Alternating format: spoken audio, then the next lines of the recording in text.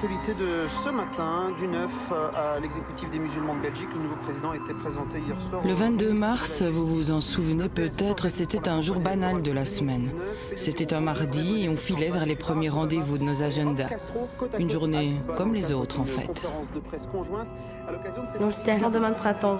Les gens étaient souriants, il faisait clair à l'extérieur. Il y avait des gens qui avaient mis des jupes. La Commission européenne a désigné le site de cuisine en commun de Luxembourg. Alors la journée du 22 mars était un peu particulière parce que c'était le jour de mon anniversaire. Le GPS européen en quelque sorte, c'est ce qu'a annoncé hier le ministre wallon de l'économie, Jean-Claude Marcourt.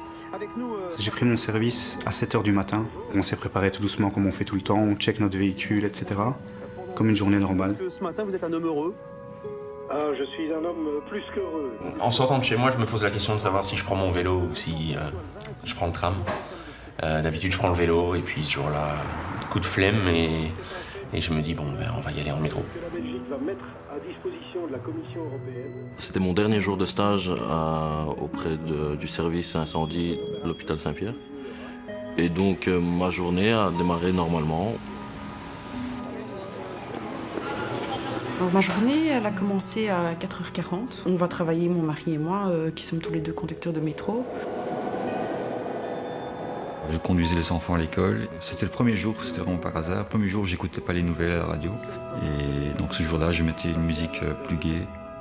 Merci beaucoup Fabien Collard. J'interromps cette interview pour vous annoncer un grave incident à l'aéroport de Zaventem. L'aéroport de Bruxelles National est fermé depuis une quinzaine de minutes. Une explosion a eu lieu il y a environ... Et puis, il y a eu ce flash à la radio. Quelques phrases et tout s'est figé. C'était il y a un an, des bombes qui explosent à l'aéroport de Zaventem et dans le métro à la station Malbeek. Nous sommes sidérés. C'est un peu comme si notre journée prenait alors un nouveau rythme, celui d'un macabre décompte qui tient en une ligne, cinglante. 32 morts et des centaines de blessés.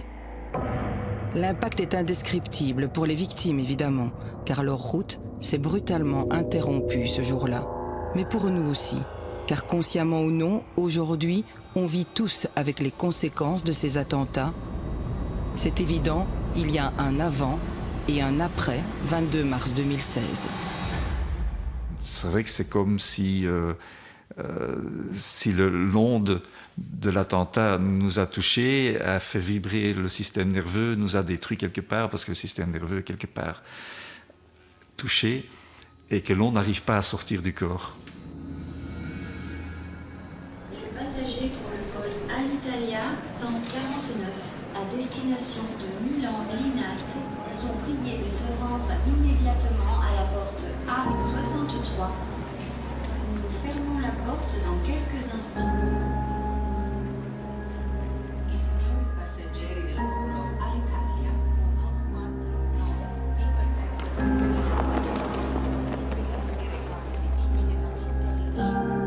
Ce matin-là, je suis arrivé en train à l'aéroport. Donc j'ai traversé le terminal. Donc je suis probablement passé devant la première bombe, puis devant la deuxième bombe. Et là, je suis passé devant la troisième bombe, probablement. Je suis descendu à mon bureau. Et au moment où j'allais m'asseoir à ma table, j'ai entendu une première explosion.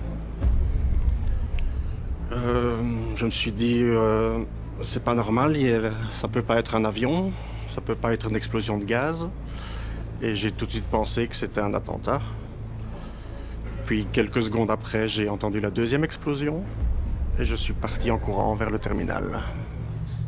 Philippe Vandenberg est informaticien pour Bruxelles Airport.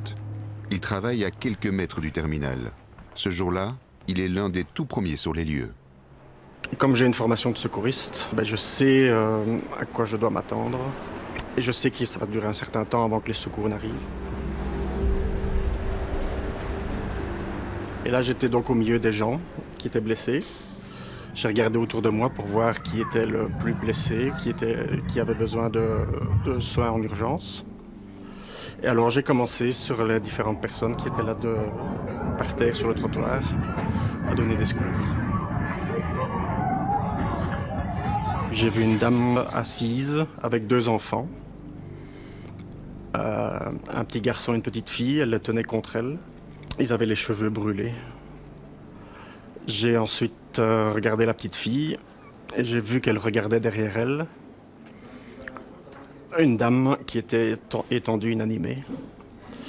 Et j'ai cru que c'était sa mère. Parce que la dame avec qui elle était n'était pas sa mère, je l'avais tout de suite compris. La dame avec qui elle était lui a dit à la petite fille de ne pas regarder dans cette direction-là. Et alors moi je suis allé vers cette personne qui était inanimée. J'ai vérifié si elle respirait. Elle ne respirait pas. Donc je me suis mis en position pour commencer une réanimation cardio-pulmonaire.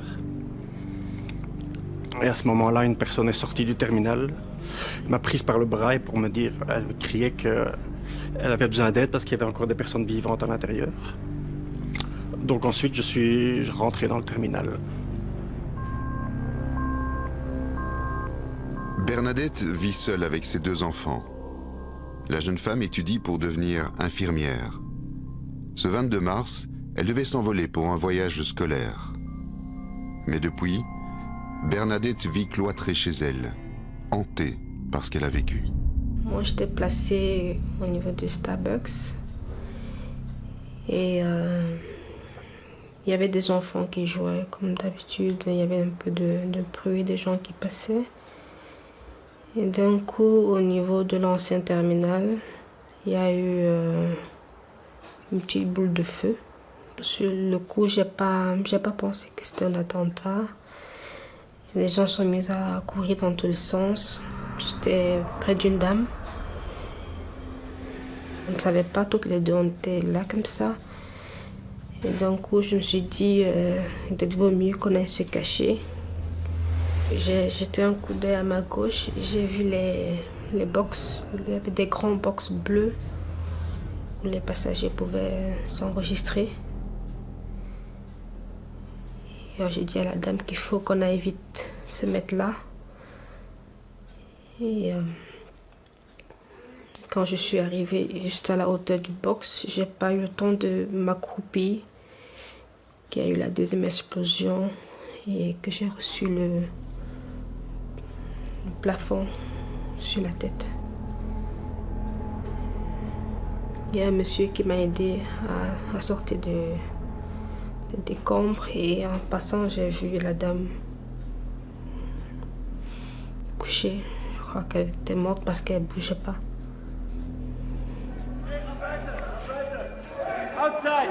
Moi, je veux mon fils là. Moi, je veux mon fils. Je ne bouge pas d'ici.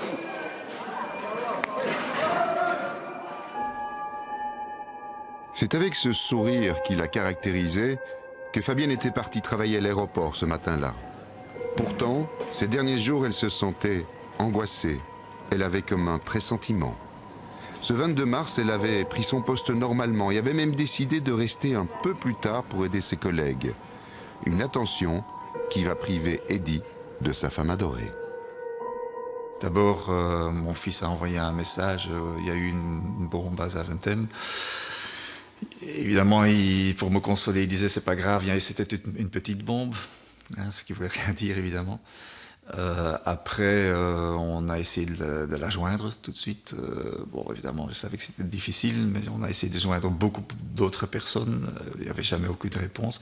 Après, on a su évidemment que toutes les connexions étaient saturées. Moi, je m'étais dit peut-être qu'elle a essayé de sauver quelqu'un, qu'elle est encore en train de sauver des gens, parce que je savais qu'elle était comme ça, qu'elle allait essayer de sauver beaucoup de gens.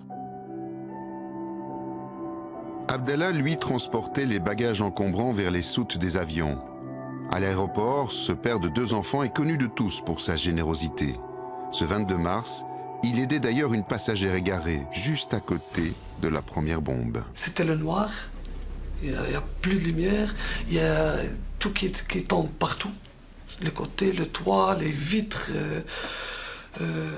On dirait que c'est le feu qui court en fait. Une boule de feu qui court, c'était horrible, il y avait des gens partout, un peu partout, qui crient, qui pleurent. qui s'étaient décédés, morts et coupés, amputés d'une jambe et d'une main. J'ai eu très très mal. J'ai une douleur insupportable et plus que je vois un trou dans ma jambe. C'est vraiment un trou.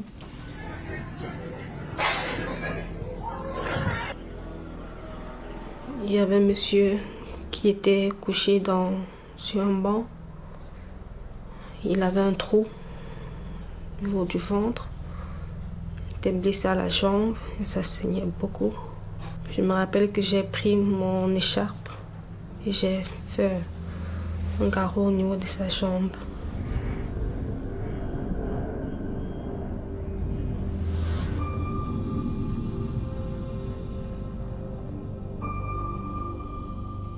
Je savais que ça allait prendre environ 15 minutes au moins pour que les secouristes arrivent.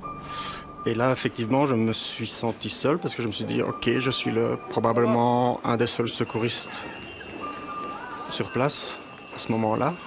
Donc c'était vraiment une minute ou 2 minutes après l'explosion.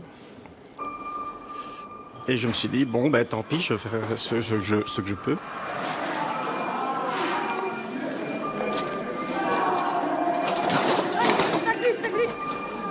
Ça va, madame? Non, attendez mon mari. La première bombe qui a explosé était au niveau de la rangée 12, là-bas. La troisième bombe qui a été déminée par les services d'urgence a explosé ici, près du snack. Et la seconde bombe était au niveau du snack, là-bas dans le fond. Quand je suis rentré dans le terminal, j'ai vu plusieurs personnes par terre, encore vivantes. J'ai vu le kamikaze brûler. Et autour de lui, il y avait plusieurs personnes encore vivantes. Ces personnes avaient toutes des graves blessures, notamment les 3 personnes sur lesquelles j'ai commencé, elles avaient toutes le pied arraché. Donc je les ai mis en position latérale de sécurité. Et puis j'ai cherché un moyen de faire un garrot. Je n'avais pas de ciseaux malheureusement. Donc j'ai pensé à prendre des vêtements dans une valise, parce que je me suis dit que dans les valises, il devait y avoir des vêtements propres. Et j'ai commencé à faire des bandages, un garrot aux jambes.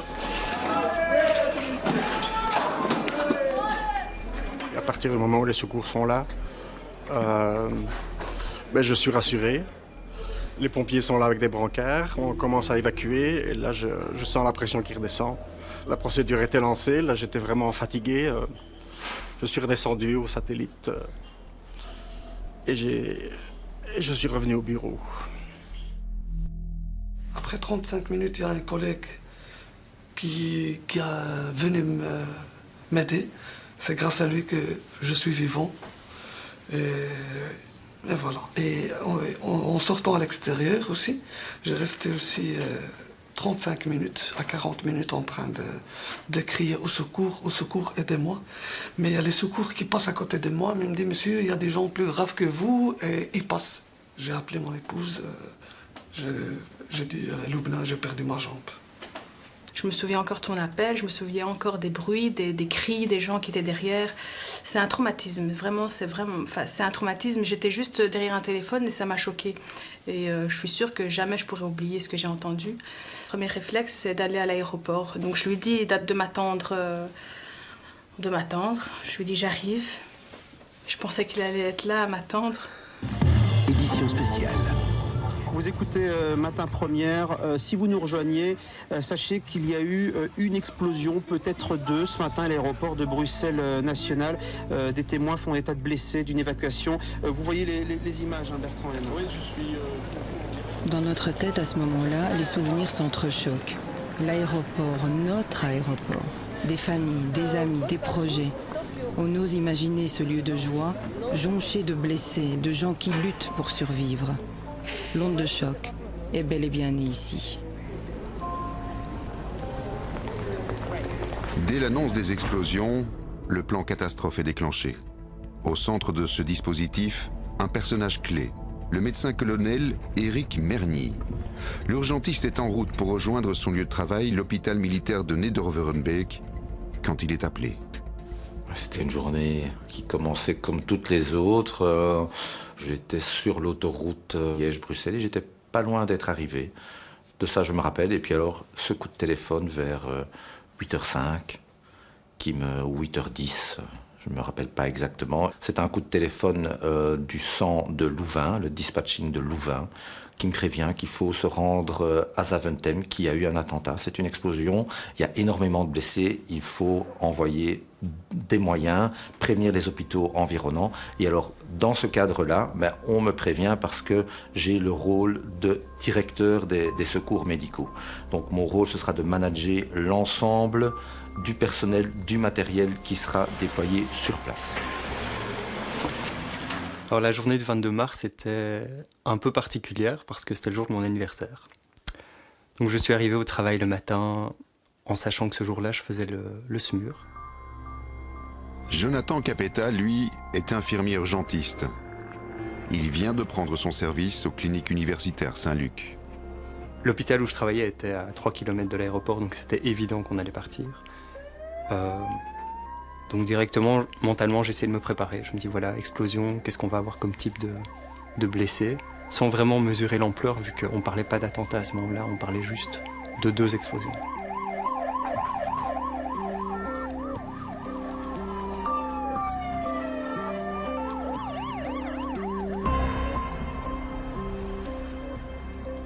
Quand j'arrive sur place, je vois des gens qui courent un peu partout, des gens malheureusement ensanglantés, des vitres détruites. Et là, ça me rappelle tout de suite ce que j'ai déjà vécu lors de missions, notamment en Afghanistan, où j'avais déjà vu d'autres attentats. Donc c'est vraiment des images de guerre, ça me rappelle tout de suite cette ambiance-là, mais c'est chez nous. Je suis sorti de la voiture et là, la première image que j'ai eue, c'était un homme au sol, brûlé, avec un enfant sur son thorax. Et là, j'ai été dans un état de sidération, en fait, complètement paralysé pendant quelques secondes. J'ai dit à mon médecin, on était en binôme, j'ai dit à mon médecin, je peux pas. Et puis, il y a tout un tas de facteurs qui sont rentrés en compte. Les odeurs, les bruits. Il y avait à la fois du silence et à la fois, de temps en temps, un cri comme ça, qui coupait ce silence, une espèce de cri glaçant de quelqu'un qui crevait de mal, en fait, simplement. On a un certain réflexe, heureusement. On ne doit pas tellement réfléchir, on sait ce qu'on doit faire. On revient sur des schémas de travail et c'est ce qui nous permet de réagir rapidement et de ne pas se laisser submerger par les émotions, parce que forcément, l'émotion est là.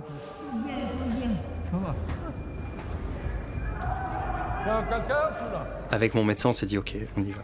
Donc là, on a foncé tête baissée. On a commencé à prendre en charge les premières personnes. Et on s'est très vite senti démunis, en fait. On se dit mais qu'est-ce qu'on peut faire? C'est tellement grave tout ce qu'on voit, on ne sait rien faire. On va juste trier et évacuer. Et puis là, ça a commencé pendant une bonne heure à faire du tri. À se dire ok, lui oui, lui peut-être, lui non, c'est trop grave. Et là, ça commence à devenir difficile parce qu'on se dit, qui je suis moi pour dire, toi je fais rien. On n'est pas habitué en fait, on n'est pas habitué à ce genre de médecine de guerre au final.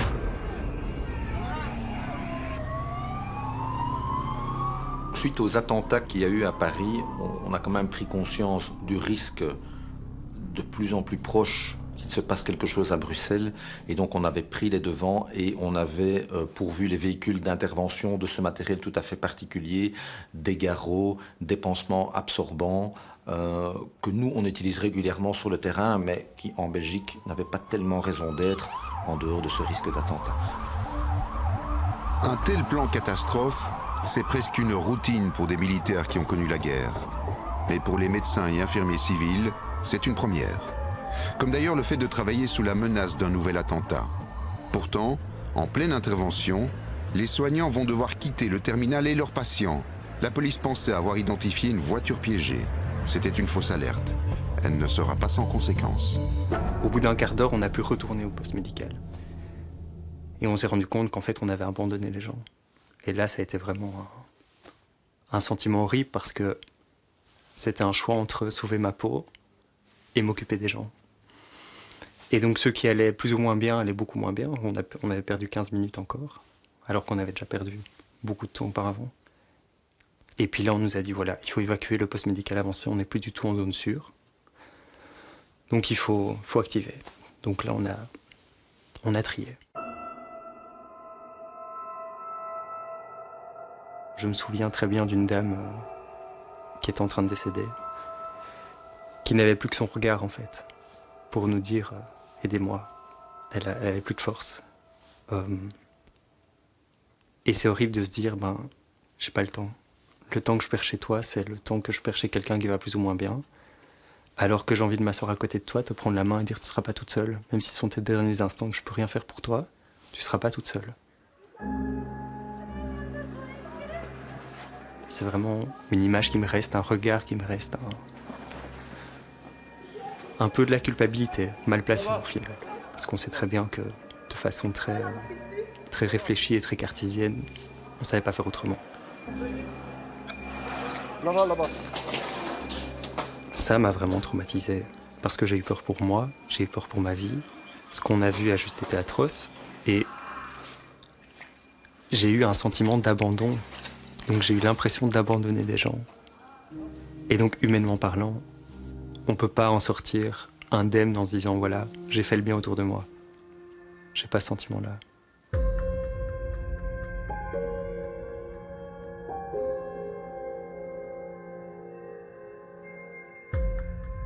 Le plus difficile, évidemment, vous avez l'habitude, vous avez été en zone de guerre, j'ai été en Afghanistan, au Liban, en ex-Yougoslavie, j'ai vu des tas de choses, mais là, ce ne sont pas des soldats qui sont blessés, ce sont des familles, des femmes, des enfants. Ces gens-là, ils partaient en vacances, ils partaient en voyage d'affaires, et tout d'un coup, ils sont précipités dans une vision d'horreur, et c'est ça qui est le plus marquant. Il faudra plus de 3 heures pour évacuer tous les blessés de l'aéroport. Le colonel Éric Merny quitte les lieux et se rend à l'hôpital militaire, là où sont pris en charge de nombreux rescapés de Zaventem, mais pas seulement. Alors là, c'est une information à prendre avec des pincettes. On apprend que le métro va être évacué. Il y aura eu un bruit à la station de Malbec. On essaie de confirmer, de vérifier ce qui s'y passe. Mais pour l'instant, donc, sachez que le trafic... Cindy est conductrice de métro depuis 14 ans. Ce matin-là, elle s'installe comme d'habitude aux commandes de sa rame.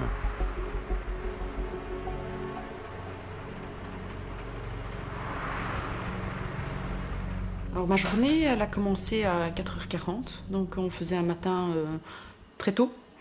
Et donc on va travailler, mon mari et moi, qui sommes tous les deux conducteurs de métro. Vers 9h du matin, je me fais un café pour pouvoir boire mon petit café en roulant. Et là, je vois mon compagnon qui est avec un autre collègue et il me dit « Oh, tu as vu, il y a une explosion à Zaventem. » On se dit « Bon, Zaventem, c'est tout près, mais c'est quand même loin. » Donc, j'ai aucune raison de... En tout cas, à ce moment-là, aucune raison de me dire qu'il y a quelque chose qui va se passer, quoi.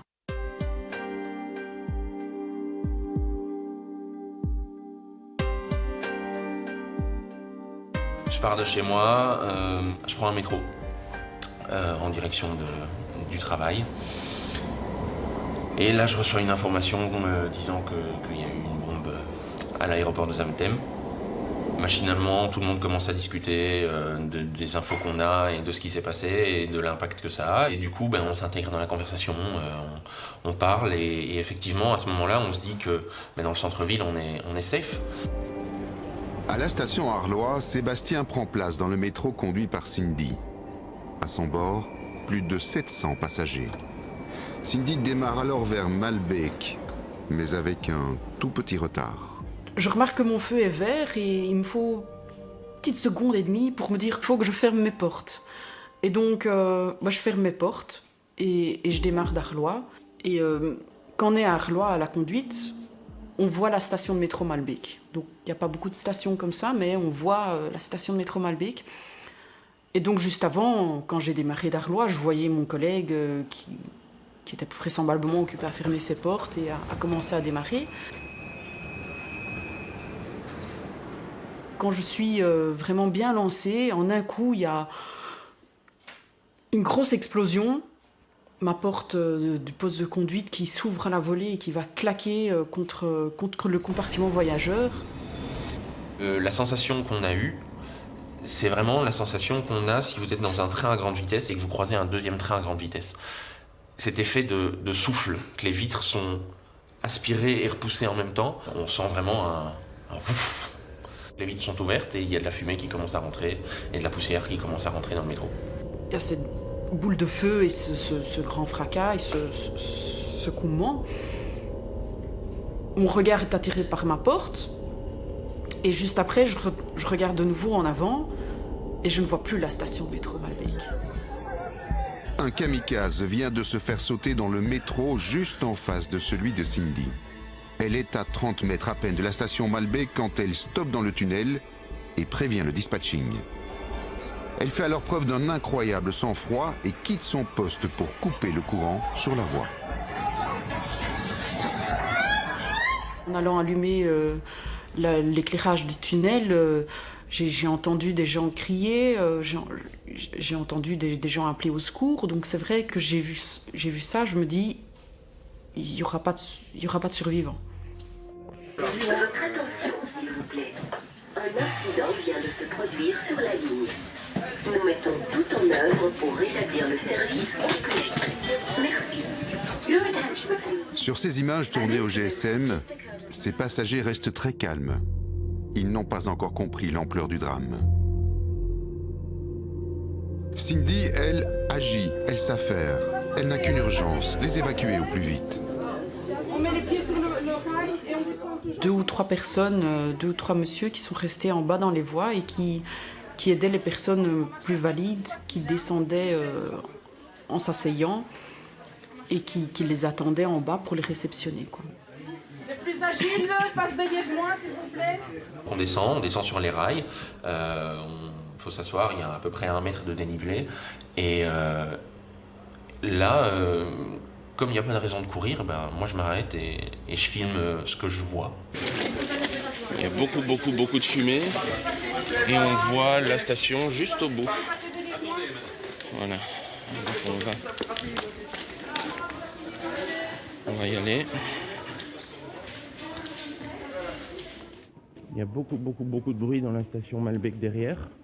On entend des gens qui crient.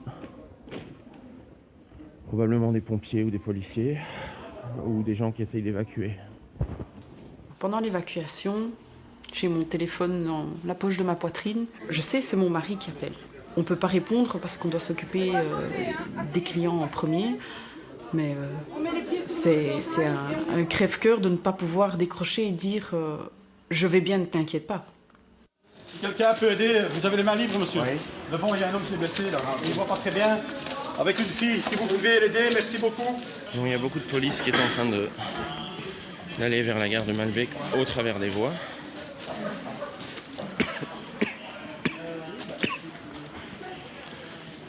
Il y a beaucoup de fumée. Donc dans ma remontée vers Arlois, il y a une policière qui est là et elle me prend elle me fait une accolade et vous avez fait un bon travail. Et c'est à ce moment-là, au fait, que je me dis wow, j'ai fait ça et à quelques secondes près, j'aurais pu être à côté de ce métro et ne plus être là. Cette petite seconde d'inattention pour ce feu vert a changé les choses. Ces petites secondes d'inattention pour le feu vert ont changé le cours de ma vie, quoi, ouais.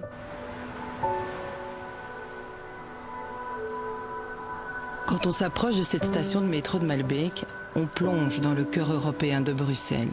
La vie dans ce quartier, dans cette rue de la Loi, semble ne jamais s'arrêter. Et on se dit que c'était probablement pareil ce 22 mars. Pourtant, sous terre, l'onde de choc venait de frapper des passagers insouciants. Ça fait au moins 10 ou 15 ans que j'avais plus pris le métro. Il y avait du monde dans le wagon numéro 1, donc j'ai pris le wagon numéro 2. Je rentre, je me souviens de cette dame-là, de ce monsieur, je me souviens des 2 jeunes dames. Je me souviens que comme j'avais un café chaud, je m'étais retournée pour pas que, si on m'en bousculait, que ce café allait directement sur les gens assis. Je me souviens qu'une dame s'est précipitée pour prendre une place assise. et que j'ai donné ma place en lui disant que je descendais les arrêts après. Je sais même pas, je la cherche désespérément. Le hasard va conduire cette jeune femme de 35 ans dans la même voiture que le kamikaze. Après avoir hésité, elle s'y est engouffrée au moment de la fermeture des portes. Quelques secondes plus tard, il va tout faire exploser.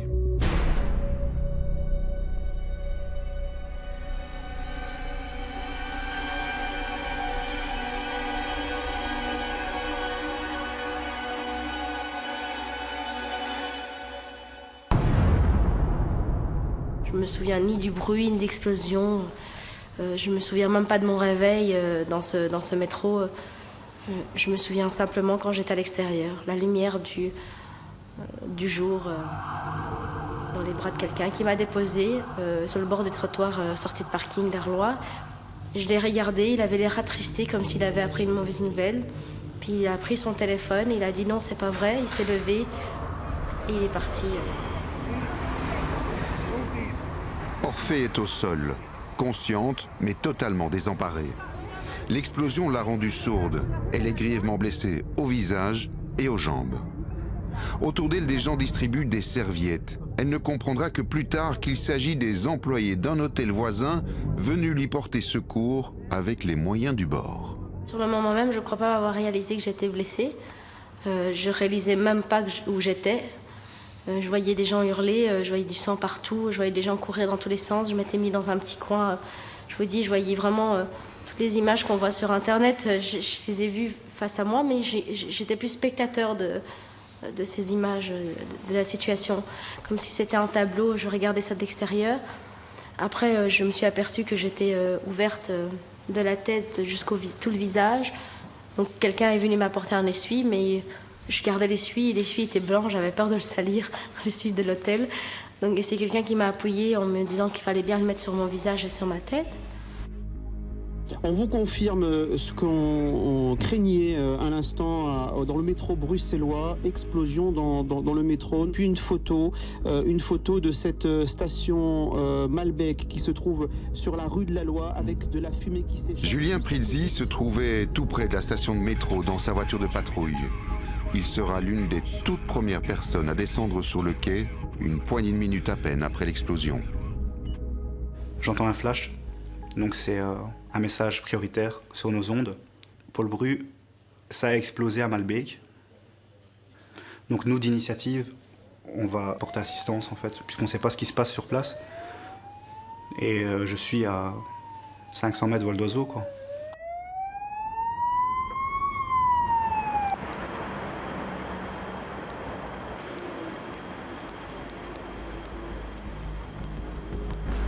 Il n'y avait que des morceaux de verre par terre, plus de portique, plus rien.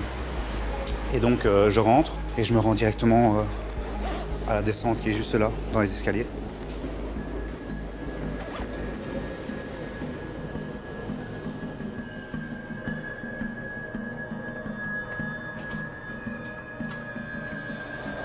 Alors donc ici, je continue d'avancer, le métro est juste là-bas, à l'arrêt. Et c'est un petit peu le chaos total. Et j'avance dans un silence absolu. Il n'y a pas de cri. Il y a un petit peu de fumée blanche. Il n'y a pas de flamme. Il y a des gens blessés très gravement au sol. Il y a des gens morts. Et j'avance. Et il y a une jeune demoiselle qui est au sol, à ma droite, près d'un banc, en pierre, avec une guitare posée sur le banc. Et cette jeune fille qui est consciente, blessée, très gravement blessée, mais qui est toujours consciente. Elle me fixe, mais pas un son qui sort de sa bouche. Rien. Et je me suis accroupi près d'elle et je l'ai rassurée comme je pouvais, quoi. Je lui ai dit de patienter, que les secours allaient arriver, surtout de ne pas bouger et que ça allait aller. Et voilà, je suis resté une vingtaine de secondes près d'elle. Et j'ai continué à avancer pour rejoindre mon chef.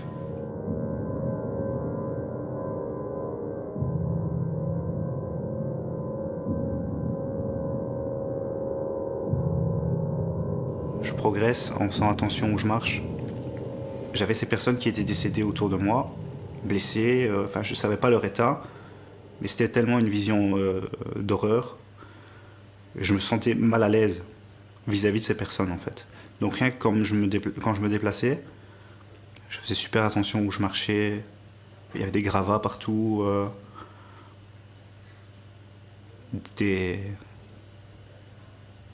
Comment je pourrais appeler? Des morceaux de personnes. Et j'ose pas regarder ni à gauche ni à droite, tant il y a une vision d'horreur. C'est des images qui restent en tête. Et il n'y a pas de mots à poser sur ces images, je pense, vraiment. C'est la mort. Je passe à côté de la mort et j'avance.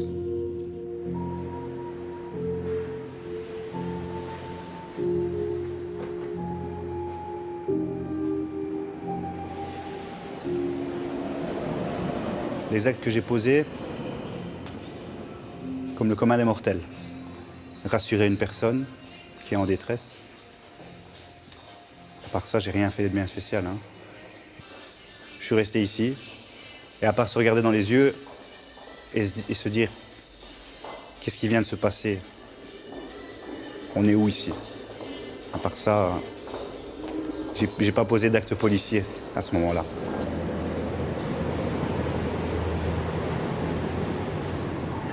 Alors, je me trouve actuellement en rue de la Loi, juste à la sortie du métro, à côté du CDNV, vous l'avez dit.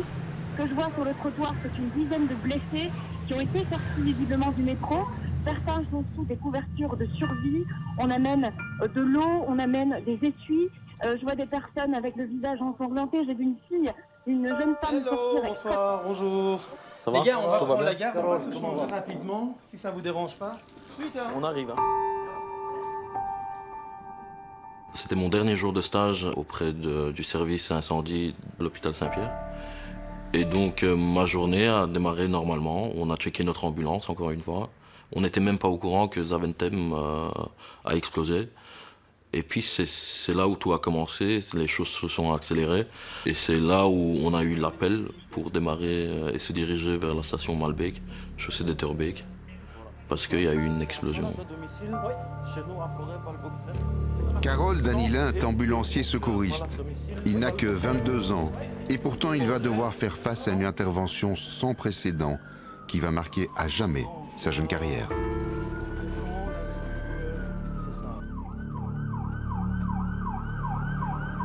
Déjà, je me dis, je suis mal tombé.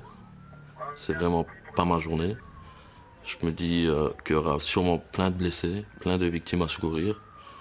Le stress, l'adrénaline qui monte. À un certain moment, on explose à 300%. Mais on y va quand même. On veut le faire, on veut aller voir ce qui se passe vraiment.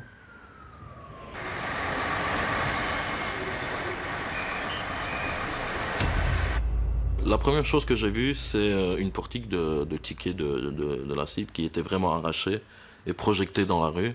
Et c'est là où je me suis dit, l'explosion était assez puissante pour pouvoir arracher ça du béton. Et donc c'est là où on se dit, c'est vraiment grave. Je me souviens de la première personne que les pompiers nous ont sortis de la bouche de métro, qu'on a pris en charge, qui était gravement blessé, qui était forcément blasté, qui était brûlé au 2e voire 3e degré. À la station Malbec, les pompiers continuent à remonter une à une les victimes à la surface. Certaines sont très mal en point. La situation devient difficile à supporter pour le jeune ambulancier. Trop de sang, trop de souffrance. il choisit de s'éloigner quelques instants en s'occupant du transfert d'une victime vers l'hôpital.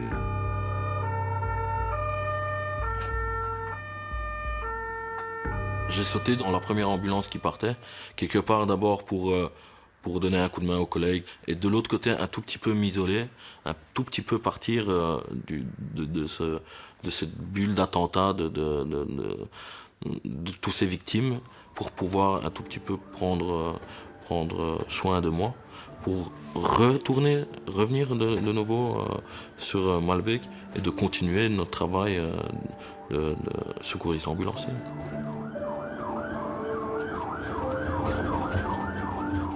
Moi, sincèrement, je ne me suis jamais dit pendant ma formation d'aide médicale urgente que pendant mes stages, on va m'envoyer sur une explosion où je vais voir plein de morts, plein de victimes, plein de sang, et par après des cris. Et voilà, c'est bizarre, pardon.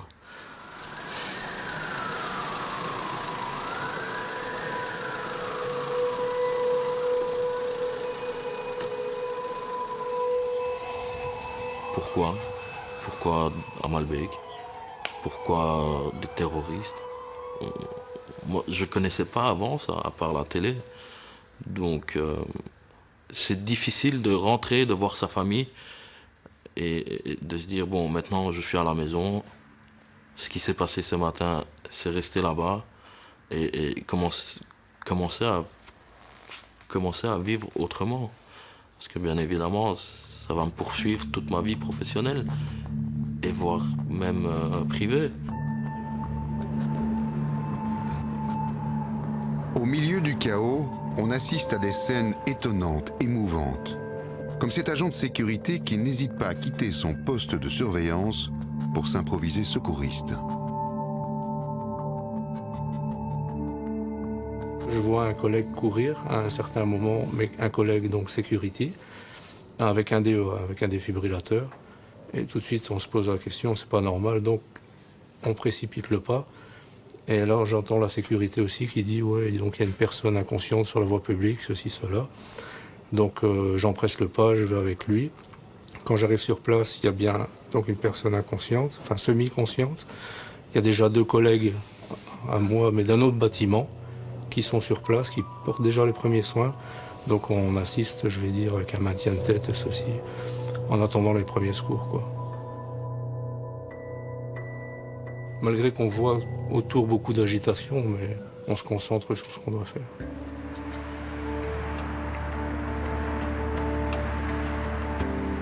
À quelques mètres de la station Malbec, dans la rue de la Loi, un hôtel luxueux va même ouvrir ses portes et ses salons feutrés pour accueillir les blessés du métro.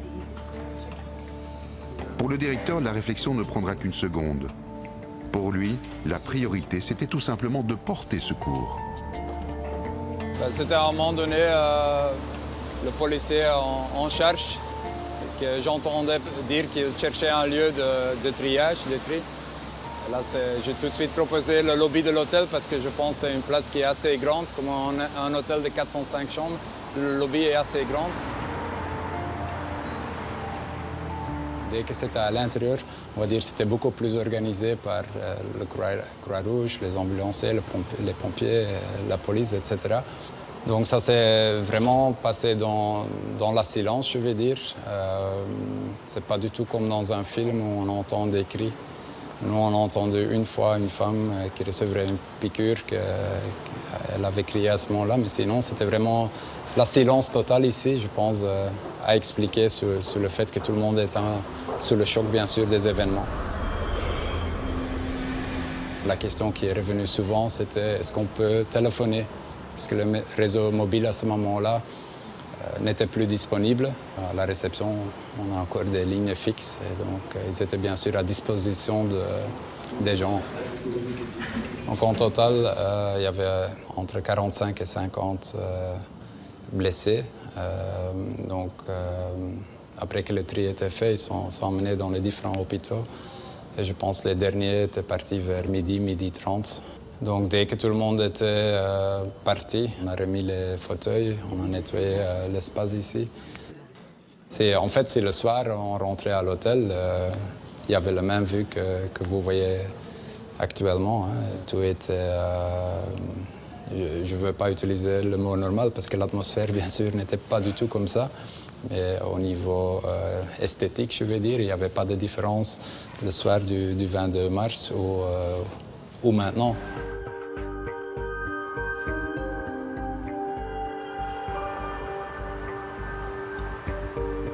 Aujourd'hui, la vie a repris ses droits à la station Malbec. Pourtant, une fois à l'intérieur, un peu sans que l'on s'y attende, notre estomac se serre. C'est Christian de Cobec qui nous accompagne sur le quai ce jour-là.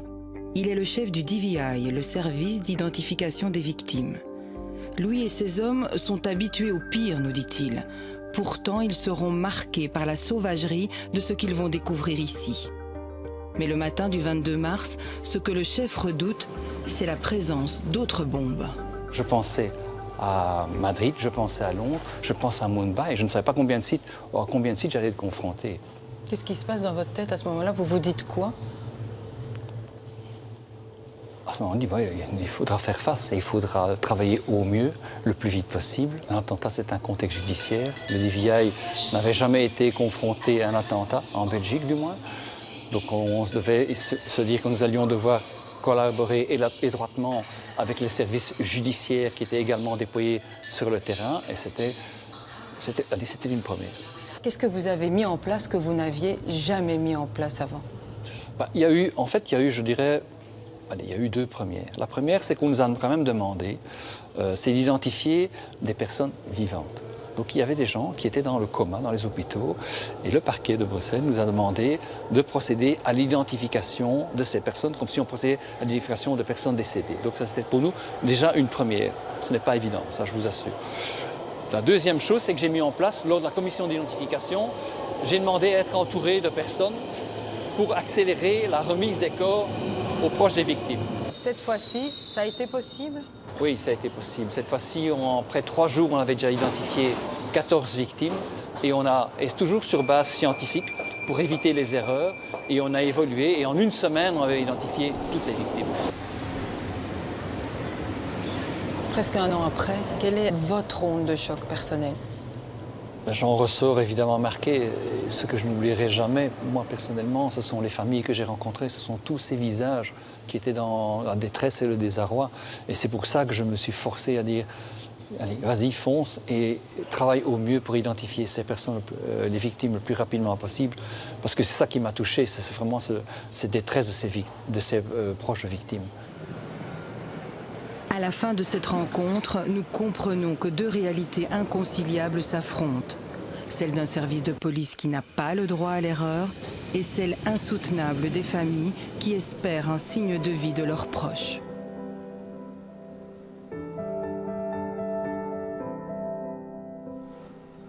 Ce qu'il faut vraiment faire, c'est qu'on puisse créer une structure, enfin des équipes, pour que tout le monde puisse... Eddie va attendre des nouvelles de sa femme Fabienne pendant 3 jours.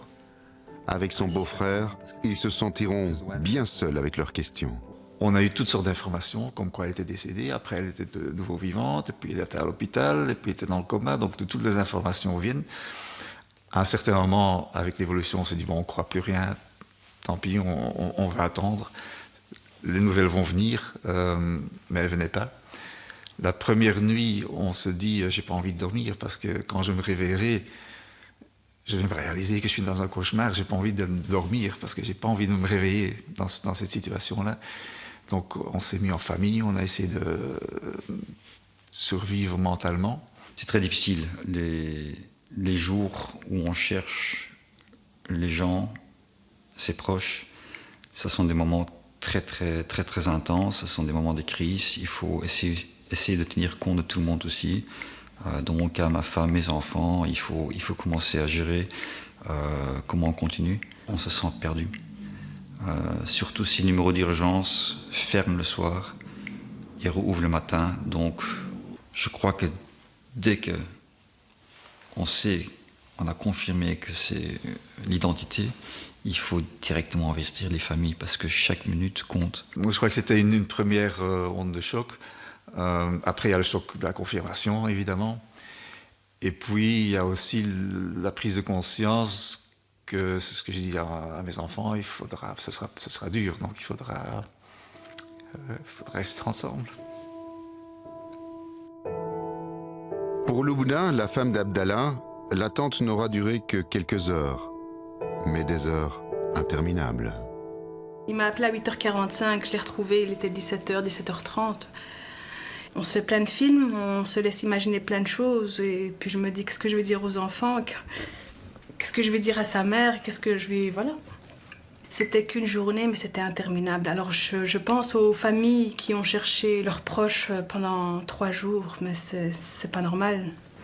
Je suis venu, je crois, 8 heures après l'opération, quand j'étais sur intensif. En réveillant, j'ai vu les gens qui viennent chez moi et tout. Mais là, je sais que j'ai plus de jambes, j'étais amputé. Quand vous vous réveillez, c'est ce qu'on vous annonce? Oui, j'étais amputé. C'était dur. Là.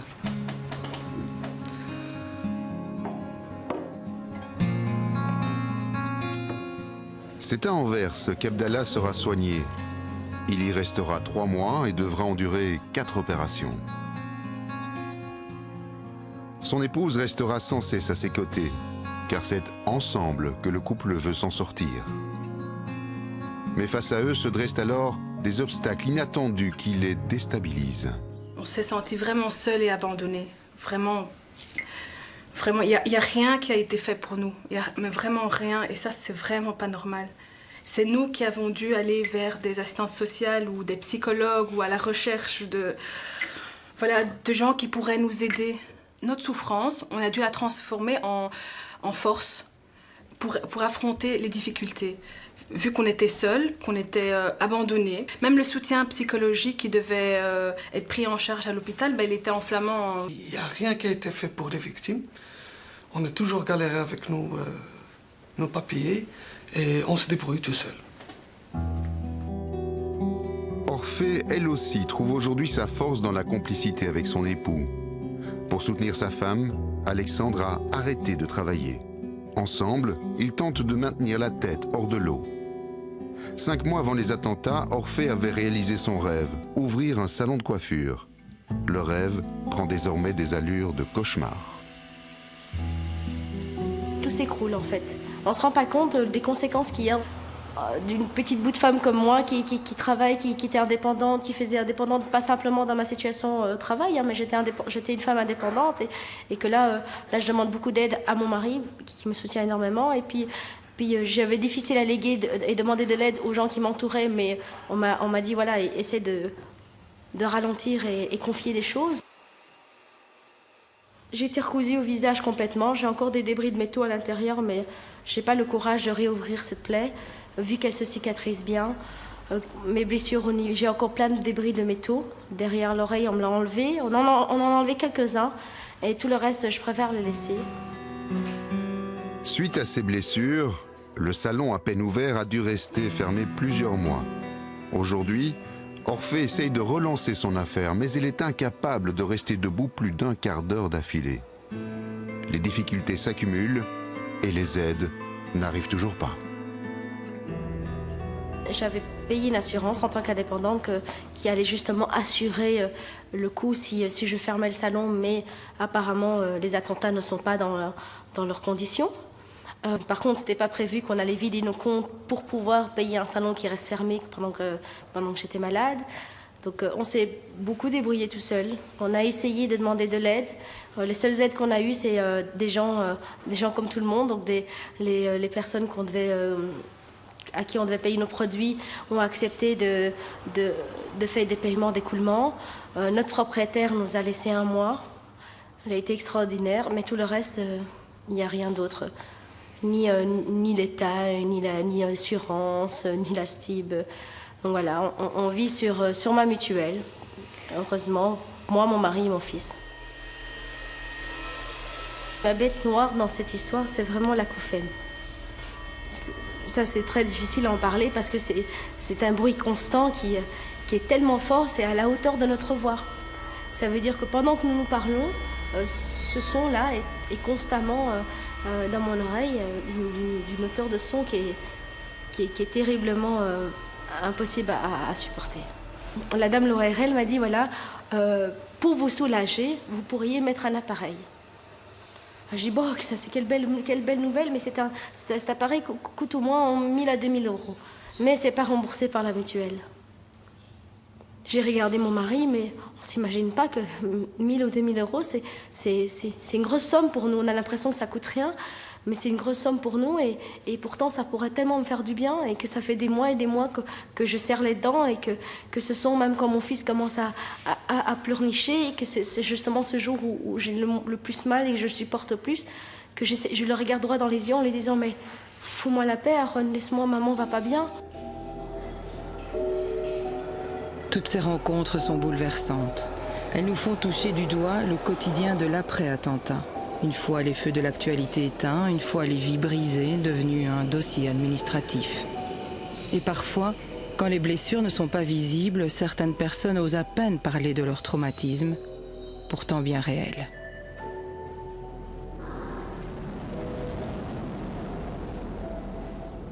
Au fur et à mesure des jours qui passent, je vois que mon sommeil n'est toujours pas ça, donc je dors à 2 à 3 heures par nuit, je fais beaucoup de cauchemars, donc je revis l'explosion, j'entends les cris d'appel des gens, je revois ce que j'ai fait comme geste, et donc beaucoup de mal à dormir. Beaucoup de mal à dormir, beaucoup de mal à vivre.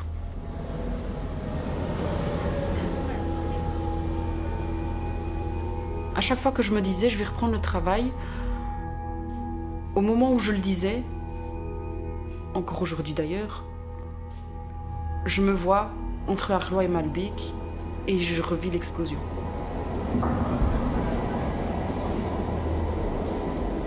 Je n'ai pas reconduit de métro depuis lors. Je n'ai pas encore réussi à remettre un pied dans une station de métro. Et aujourd'hui, rien que penser métro, c'est compliqué, en fait.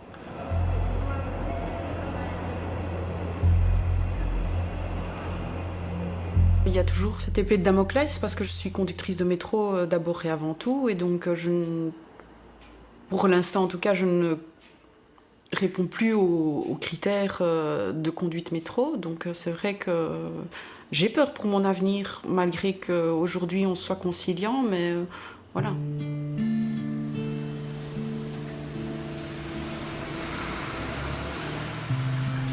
J'ai pas arrêté de repenser et de me repasser le moment en boucle à me dire, voilà, j'allais arriver à Malbec au moment où un cinglé décidait de faire exploser son sac à dos, quoi. Et ça choque. C'est vraiment un sentiment de se dire que la vie est peu de choses et que, en fait, ça peut arriver partout et tout le temps.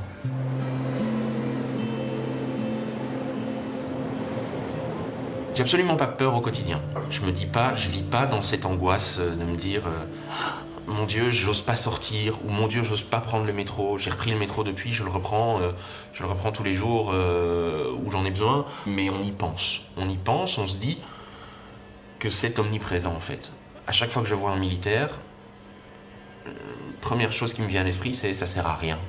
Chaque fois que je rentre dans un supermarché ou dans un centre commercial et qu'on me demande de vérifier mon sac à dos, je me dis ça sert à rien. Parce que le mec à côté de moi pourrait vouloir faire exploser une bombe, il pourrait.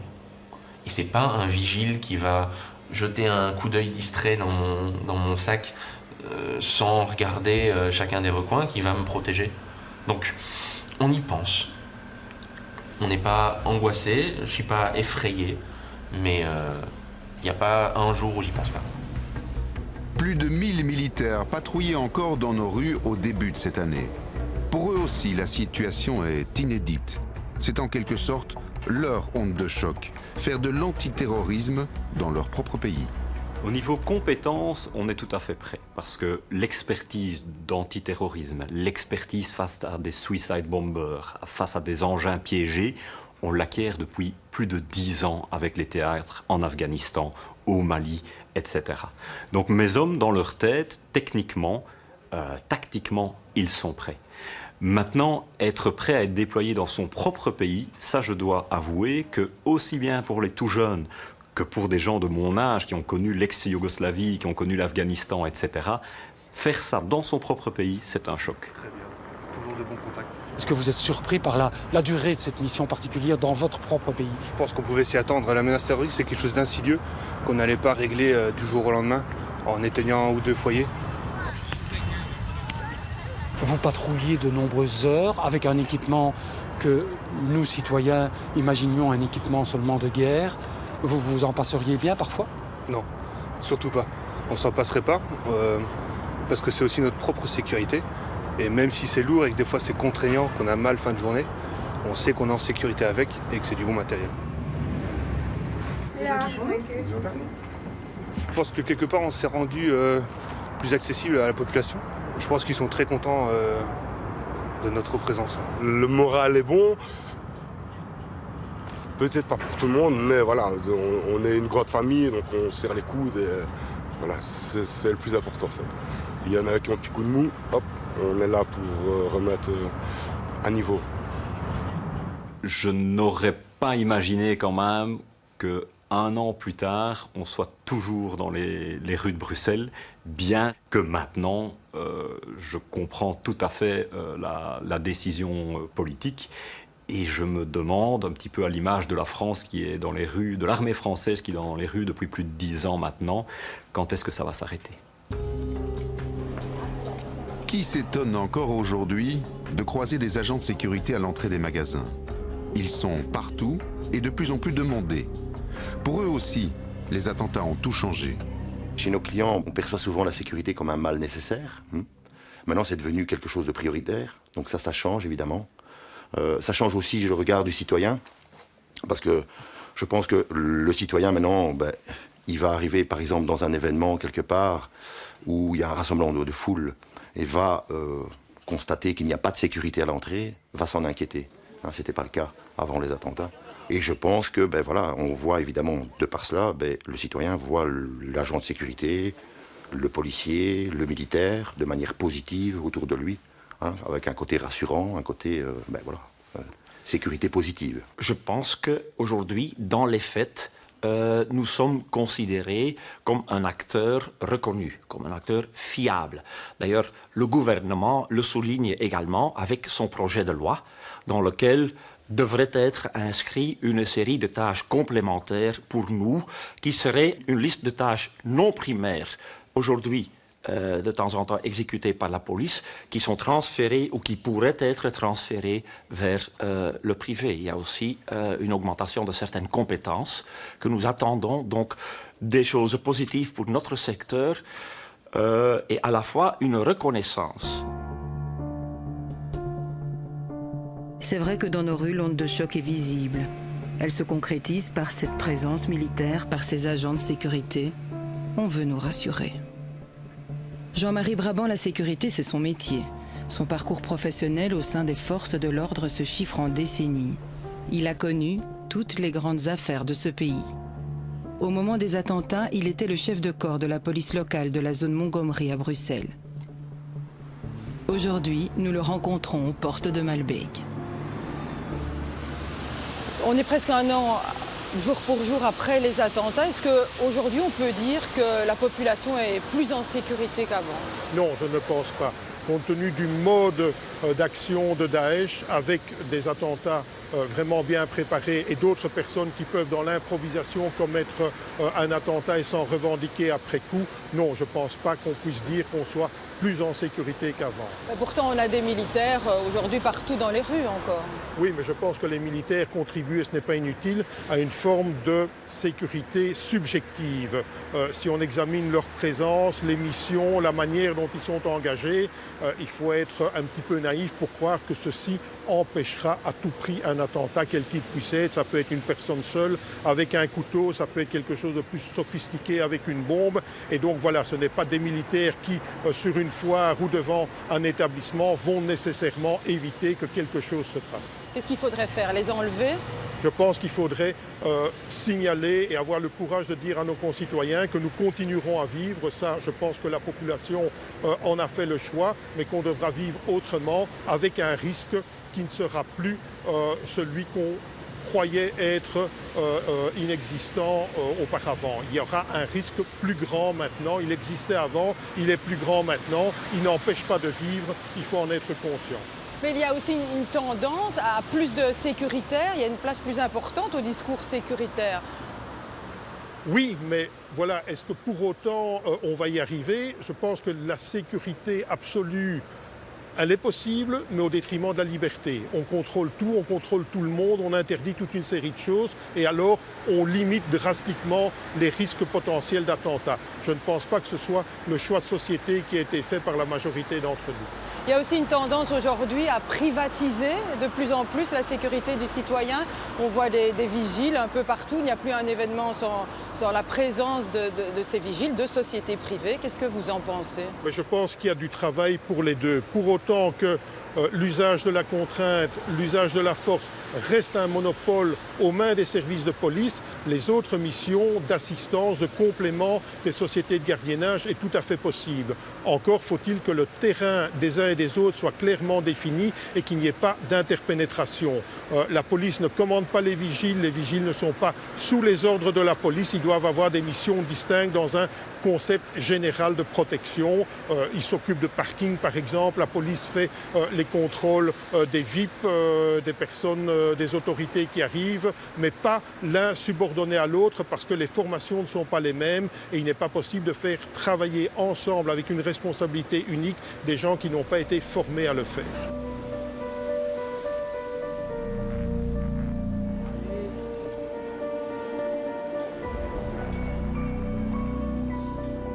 Les ondes de choc s'immiscent dans tous les recoins de notre société. Dans le meilleur des cas, on s'habitue.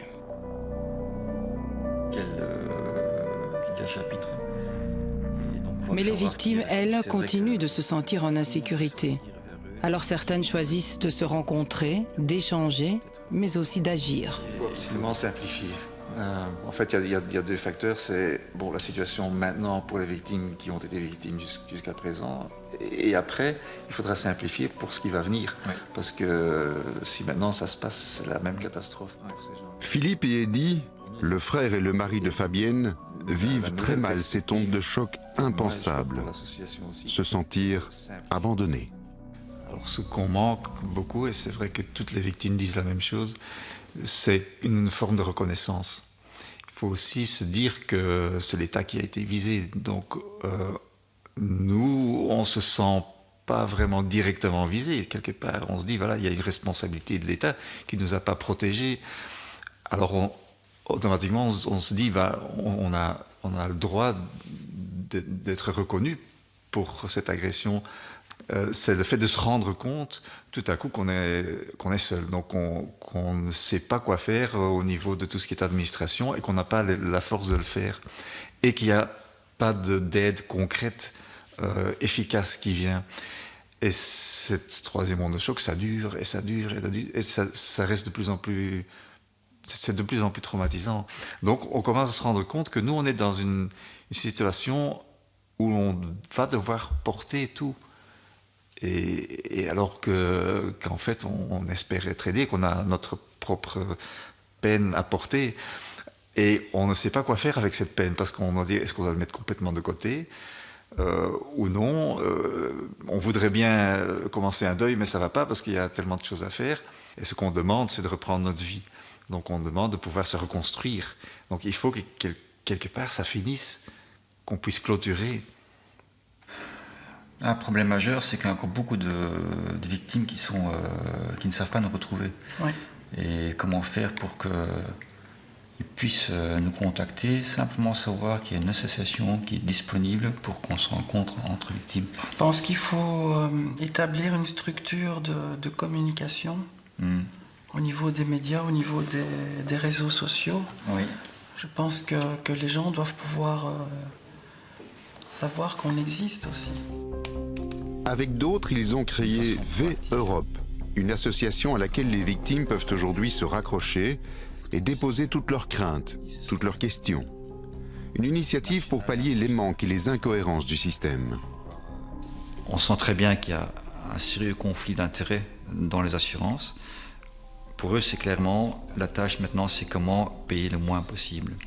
L'exemple concret, c'est qu'on pose des questions. Est-ce que vous connaissez les gens est-ce que vous connaissez les tueurs? Est-ce qu'il y a des témoins? Si oui, quelles sont leurs coordonnées, etc.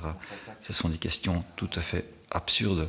Moi, j'ai refusé d'envoyer ou de remplir ces questions, par principe. Jusqu'à aujourd'hui, on a reçu une lettre de l'assureur qui a dit « Pour votre sœur, on paye 0% de dommages moraux. » Point final. On paye 50% de dommages matériels. Par exemple, si son GSM était cassé, on va payer 50% de la valeur de son GSM. Mais pour la mort de ma sœur, on paye 0. L'idéal, c'est que quelqu'un puisse arriver à un endroit très simple, très clair. Voilà, je suis victime, et de là, le dossier est géré. Avec l'association, on voudrait le faire. On voudrait être expert dans ce sens où l'on puisse aider les victimes jusqu'au moment que l'État reprenne le boulot, parce que de toute façon, normalement, ce n'est pas à nous de le faire. Les attentats ont plongé Bernadette dans une situation financière compliquée. Elle a besoin d'aide. À la place, elle a dû faire face à la froideur d'un médecin conseil. On est reçu comme du bétail à la boucherie. Il n'y a aucune compassion. C'est juste des questions où on doit répondre par oui ou non. S'entraîner. Et après, c'est au revoir, on pouvait partir. Je trouve pas ça juste. Il faut toujours se justifier, que ça soit pour voilà, l'assureur loi, l'assureur de l'aéroport ou la mutuelle qui demande des diagnostics à chaque fois, à chaque certificat. Un diagnostic, ben on l'a déjà donné le diagnostic, voilà, c'est une amputation. Sa jambe ne risque pas de pousser, ça c'est clair, hein, il va rester amputé à vie. Moi, quand je vais voir un avocat, j'en ai vu plusieurs, mais il y en a un qui m'a particulièrement choquée, c'est qu'il ne voulait pas m'avoir comme cliente parce que voilà, je n'avais pas les moyens pour lui, je n'avais pas d'assurance protection juridique et donc je ne pouvais pas le payer. Donc il m'a dit, madame, clairement, il m'a dit, madame, vous n'êtes pas Kim Kardashian, vous ne saurez pas me payer. Donc trouvez une assurance et puis venez me voir. Voilà, avec tout ce qu'on subit, encore entendre ces paroles voilà, de personnes qui sont censées nous défendre, nous aider dans les pires moments de nos vies et qui nous déballent ça comme ça, ben, j'espère qu'il se reconnaîtra. Ça fait très mal. À quelques pas de la station Malbec, le quartier européen. Le jour des attentats, les employés ont assisté impuissants à la valse des ambulances, aux scènes de souffrance, et puis à la mortuaire de fortune installée au pied de leur immeuble. Jamila Hadda est l'une de ces employées. Et pour tenter d'effacer ces images de chaos, elle a décidé d'agir et d'exprimer son empathie envers les victimes. J'ai eu besoin de faire quelque chose parce que je pense qu'on s'est tous identifiés à l'une ou l'autre personne qui était décédée ou qui avait été blessée, voire à toutes ces personnes, parce qu'on se dit que ça aurait pu être nous. Et ce que j'ai fait pour ça, c'est que j'ai demandé à des collègues ou à même des étrangers que je rencontrais dans le métro ou ailleurs, je leur ai demandé de manifester via des photos, de manifester leur soutien. Leur dire, voyez, des étrangers, des inconnus pensent à vous.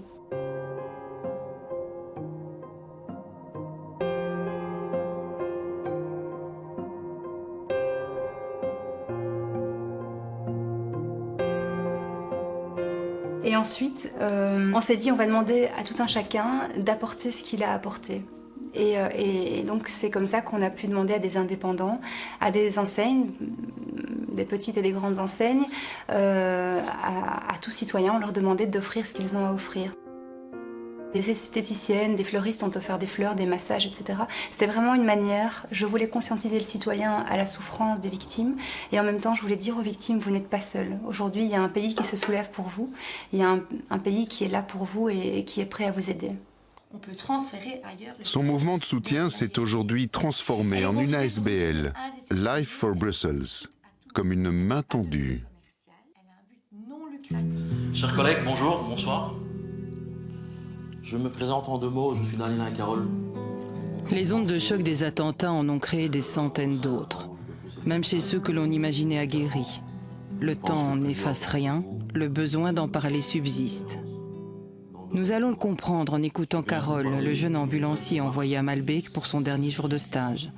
Presque un an après son intervention dans le métro, il prend la parole devant ses collègues ambulanciers.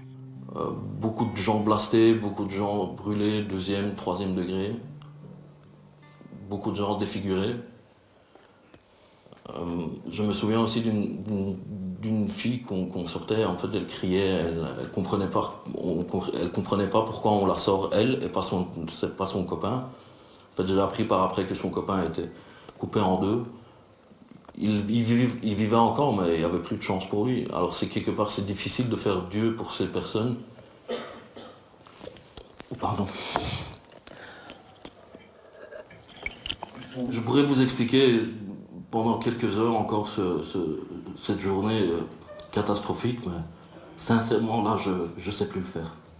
Merci à vous.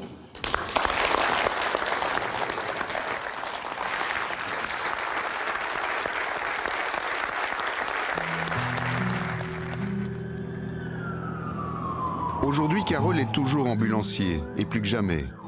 Même si le souvenir de son intervention à Malbec est gravé dans sa mémoire, sa motivation reste intacte. Ça a changé ma vie. Je pense que je suis un tout petit peu plus mature. C'était difficile pour ma famille, pourtant à un certain moment vivre avec moi, parce qu'en sachant que j'ai vécu autre chose qu'eux. Et me remettre dans une vie quotidienne, une vie de famille et ne plus y penser, c'était difficile. Alors aujourd'hui, un an après, vous êtes encore en intervention, mais qu'est-ce qui reste de toute cette journée, un an plus tard? Le visage des victimes.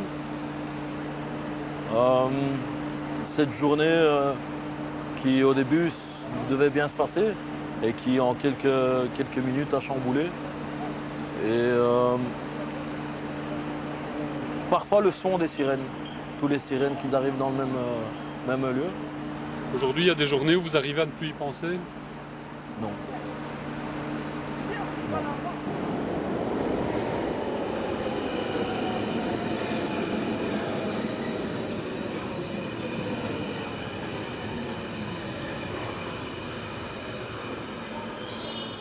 Donc avant la réouverture du métro officiel, les victimes, familles des victimes et intervenants ont été invités pour revenir ici sur place. Donc je suis venu. Je pense que c'était uniquement personnel, mais je pense que j'avais besoin de ça. Donc je suis revenu ici et donc c'était toujours pas réouvert au public. Et je me suis installé sur ce banc. Et on va dire que j'ai passé un petit moment avec moi-même. Ça a été une grosse appréhension pour moi. Ça fait toujours quelque chose au moral. Et je me suis installé sur ce banc, je suis resté une vingtaine de minutes dans le silence, dans mes pensées tout simplement. C'était mon hommage, je pense, aux victimes de ce jour-là.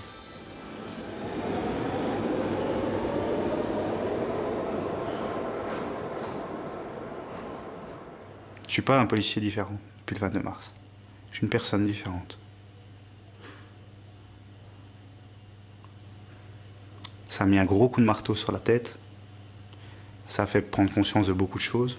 La rage, elle est uniquement là par rapport à l'impuissance dans mon intervention. Donc, à mon échelle, que puis-je faire ?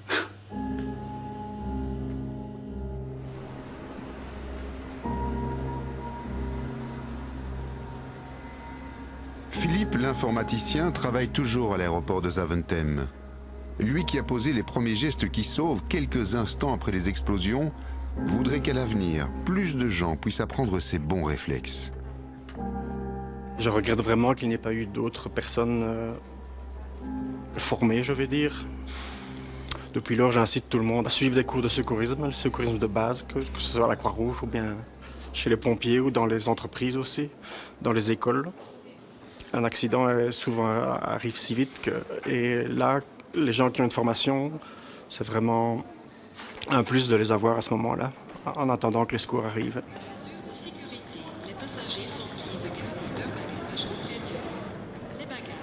Aujourd'hui, j'ai un étrange sentiment, c'est-à-dire que je n'ai plus peur de rien. J'ai envie de changer dans ma vie, j'ai envie de faire plein de choses. Et voilà, donc j'essaye de tourner la page. Pour moi, l'année 2017 n'a pas encore commencé. Je pense qu'elle commencera quand les événements seront passés. Et voilà, je commencerai une nouvelle vie.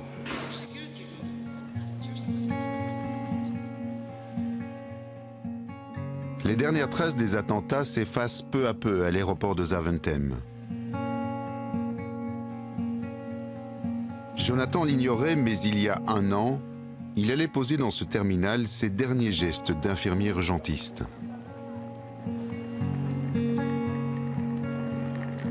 Je suis venu une fois pour partir en vacances et je suis resté le moins de temps possible ici. J'ai déposé mes bagages, je suis parti de l'autre côté, là où il ne s'était rien passé en fait. Et là, j'ai la même sensation que la première fois où je suis revenu. C'est quelque chose d'étouffant, de lourd. C'est angoissant.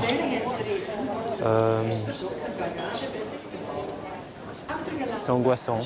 Se dire que c'était ici en fait, ou un peu plus loin. C'est pas concevable que ce lieu reste un lieu noir et sans espoir au final. À l'heure actuelle, je pourrais plus être en contact avec ce genre de milieu, d'urgence en tout cas. J'ai retrouvé un travail d'infirmier qui a plus attrait à la médecine du travail, qui doit aussi gérer certaines urgences, mais qui sont hors cadre d'une salle d'urgence, d'un SMUR. Ça a vraiment été l'événement qui m'a fait prendre la décision d'arrêter.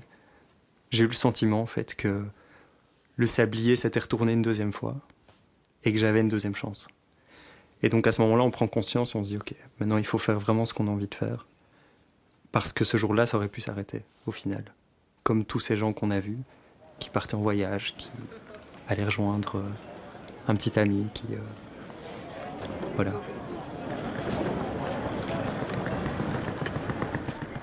Vivre avec, on devra vivre avec, de toute façon. Maintenant, on peut essayer de faire en sorte de le vivre de façon un peu plus acceptable.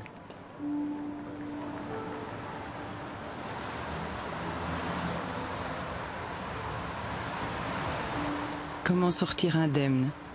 Qui a pu résister?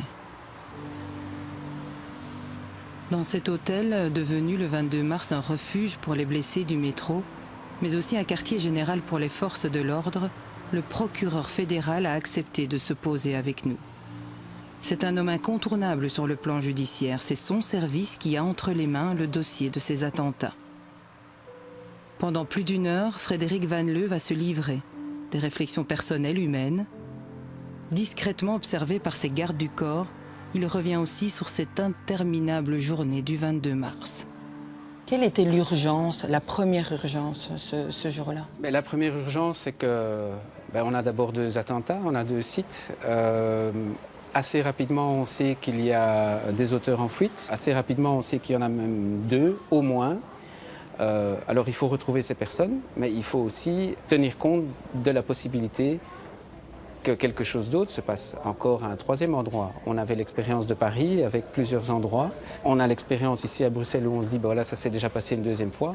Est-ce que ça peut se passer une 3e fois? Et donc nous sommes évidemment non seulement dans l'urgence de l'enquête, mais aussi dans l'urgence de pouvoir aider le plus de victimes possible. Concrètement, ça veut dire que vous avez pris des mesures exceptionnelles face à cette situation exceptionnelle? C'est des mesures exceptionnelles, mais il y a 2 moments. Il y a un moment qui a été organisé assez rapidement après les attentats où l'idée était de réunir les premiers intervenants et les familles des victimes sur les lieux des faits avant de rouvrir les lieux des faits.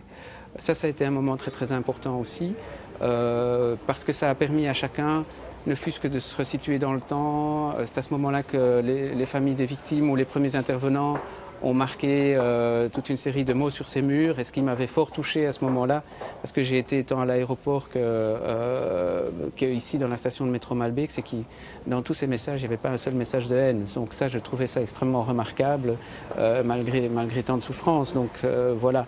Notamment, vous organisez ces 2 séances d'information où vous conviez l'ensemble des victimes. Ça fait partie de ces mesures exceptionnelles. Donc il y a besoin des victimes, d'un certain moment, de savoir où est-ce que je me trouvais, d'avoir des précisions par rapport au médecin légiste, est-ce que mon proche a souffert ou non, etc. Enfin, je ne vais pas trop rentrer dans les détails, mais c'est un besoin qui est extrêmement important. La seule chose, c'est que nous sommes dans un dossier, nous avons maintenant 850 victimes enregistrées.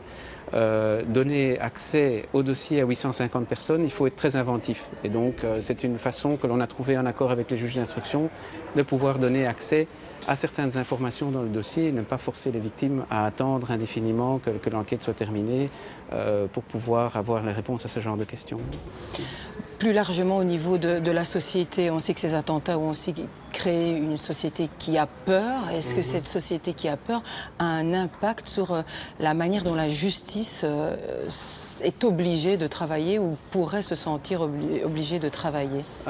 Oui, parce que le robinet des informations s'est ouvert et donc nous avons été confrontés à là peut-être à un moment où avant nous avions peut-être trop peu d'informations, à un flot d'informations et effectivement, comme vous le dites, ça fait naître la peur. Maintenant, voilà, c'est mon avis personnel, mais je trouve que par rapport à d'autres pays, jusqu'à présent, la Belgique a assez bien réagi. Ça veut dire qu'on ne se laisse pas emmener par la hâte, par la peur, par toute une série de pulsions qui seraient irréfléchies et qui modifieraient notre système juridique d'une façon qui irait beaucoup trop loin, par exemple.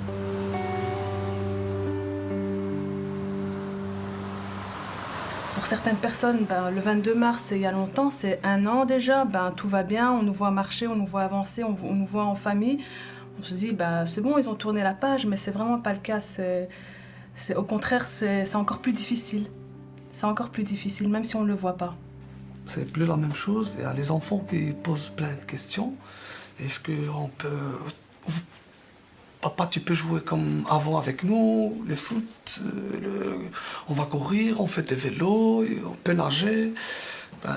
J'ai dit, non, parce que c'est la prothèse. Mais pour eux, la prothèse, on peut tout faire avec. C'est à peine que si je tiens l'équilibre. Et tout le monde lui disait, oui, t'inquiète pas, on est en 2016, t'auras une prothèse, tu vas courir, tu vas tout faire comme avant. Mais c'est vraiment pas le cas. Donc une prothèse, c'est pas si facile, ça ne fait pas partie de nous. Et quand il rentre à la maison, il enlève sa prothèse, il n'est plus avec sa prothèse. Et voilà, donc c'est pas si facile que ça en a l'air. Il y a ma fille qui a la peur maintenant de tout et n'importe quoi. Il ne sait pas descendre les escaliers tout seul, ni dans l'ascenseur tout seul. Je dois descendre toujours moi et sa maman avec elle. C'est hors de question qu'ils descendent les escaliers tout seuls. La nuit, dans leur chambre maintenant, ils dorment tous les deux dans le même lit. Ils ont vraiment eu peur. Et il y a ma fille aussi qui, chaque fois qu'on va dans un centre commercial, elle me dit, papa, ici, les terroristes, ils vont pas venir. T'es sûr, papa? J'ai très souvent fort mal à la tête. J'avais des vertiges, des nausées et des douleurs dans mes jambes qui ne s'arrangent pas avec mes escaliers. Au moment des attentats, Bernadette terminait des études d'infirmière afin d'offrir une autre vie à sa famille. Aujourd'hui, elle n'a plus envie de rien. Isolée au 5e étage d'un vieil immeuble, elle désespère de pouvoir déménager et a perdu toute envie de continuer à vivre.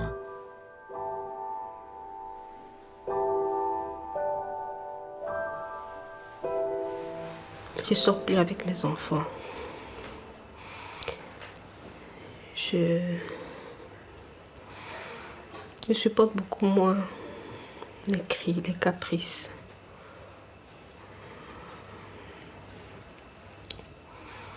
Parce que ça me fait tout de suite très mal à la tête.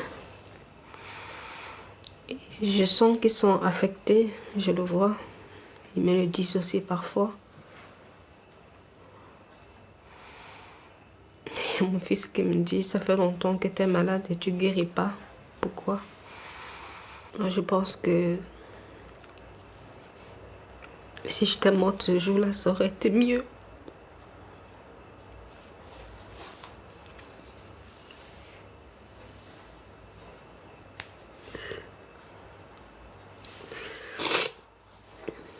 C'est quand on est mort, on ne souffre pas. On ne souffre plus. Quel homme je suis?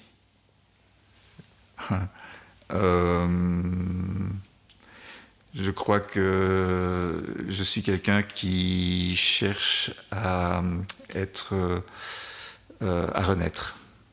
Je crois que mon passé est mon passé et je crois que je ne peux pas reconstruire une nouvelle vie sur mon passé, donc, parce que c'était trop radical comme changement.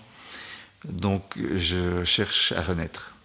Ce que je me suis rendu compte, c'est que, c'est bizarre, mais la plupart des gens décédés étaient des gens formidables.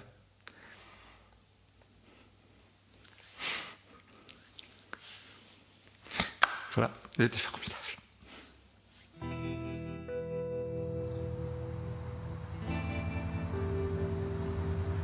Toutes ces rencontres, nous les avons vécues comme un voyage intérieur.